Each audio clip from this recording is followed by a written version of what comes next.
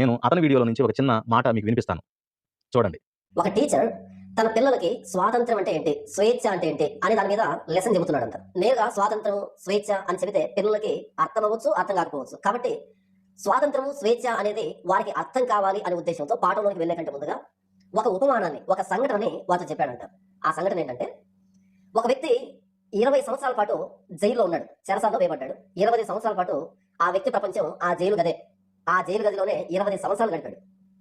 ఎంత మానసిక క్షోభం అనుభవించాడో, ఎంత ఒంటరితనాన్ని అనుభవించాడో, ఎంత నిరాశకు లోనయ్యాడో, కుటుంబానికి దూరంగా, పిల్లలకు దూరంగా, సమాజానికి దూరంగా 20 సంవత్సరాల పాటు జైల్లో చెరసాలలో గడిపాడు అని చెబుతూ ఒకానొక రోజు ఆ వ్యక్తికి విడుదల వచ్చింది. అలా విడుదలై బయటికి వచ్చాడు. ఈ జైలు దగ్గర నుంచి ఇంటికి వెళ్ళాలి కదా.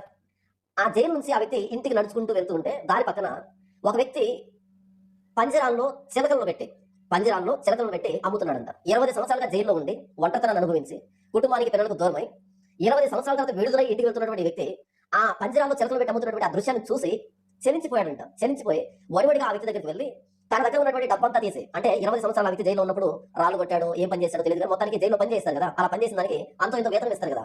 అలా 20 సంవత్సరాలుగా తాను కూడబెట్టినటువంటి ఆ డబ్బంతా తీసి ఆ చిలకలు నమ్ముతున్నటువంటి ఆ వ్యక్తి చేతికిచ్చి మొత్తం పంజరాలన్నింటిని తీసుకుని ఆ గేట్ లా తీసి అన్ని చిలకలు బయట తీసి, పావులను బయట తీసి గాల్లో విసిరేశాడంట. ఈ సందర్భాన్ని అంతటినీ ఈ టీచర్ గారు పిల్లలకు చెప్పి, పిల్లలు ఇప్పుడు మీకు ఏమర్థమైంది ఈ సందర్భాన్ని బట్టి? ఆ వ్యక్తి ఎందుకని ఆ చిలకల్ని, పావురాలు నమ్ముతున్నటువంటి ఆ వ్యక్తి దగ్గరికి వెళ్ళి మొత్తం డబ్బంతా ఇచ్చి ఆ పంజరాలన్నీ తీసుకుని ఆ పంజరాలకు ఉన్నటువంటి డోర్ ని, గేట్ ని తీసి ఆ లోపల ఉన్నటువంటి పక్షులన్నింటినీ గాల్లో ఎందుకు విసిరేశాడు? ఎవరికైనా అర్థమైందా? ఎవరైనా చెబుతారా అని అడిగాడంట. ఎందుకని? ఈ వ్యక్తి 20 సంవత్సరాలు జైల్లో ఉన్నప్పుడు ఆ ఒంటరి జీవితం ఎలా ఉంటుందో, బంధించబడిన జీవితం ఎలా ఉంటుందో 20 సంవత్సరాలు రుచి చూశాడు. కాబట్టి ఈ పావురాలు, ఈ చిలకలు పంజరాల్లో ఉన్నప్పుడు కూడా, ఈ చిలకలకి, పావురాలు కూడా పంజరాల్లో బంధించినప్పుడు జైలు జీవితమే కదా. కాబట్టి తాను 20 సంవత్సరాలతో బయటికి వచ్చాడు. ఈ స్వేచ్ఛ ఆ పక్షులు కూడా ఇవ్వాలి అనే ఉద్దేశంతో ఆ వ్యక్తి పంజరాలన్నింటినీ కొని వాటిలో ఉన్నటువంటి పక్షులన్నింటినీ